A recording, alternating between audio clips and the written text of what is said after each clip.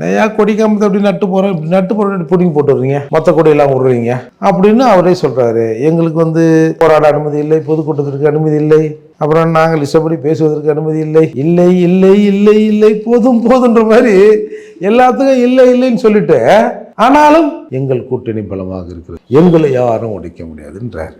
அப்போ இதிலிருந்தே அவரோட பலவீனம் தெரியுது. அதுக்கு தான் வந்து எந்த ஐடென்டிட்டியும் இல்லாமல் அவர் இருக்கிறாரு அப்படின்னு நான் சொல்கிறேன். டெப்டி சிஎம் அதுக்கு ஒரு மாறி மாறி பேசினாரா.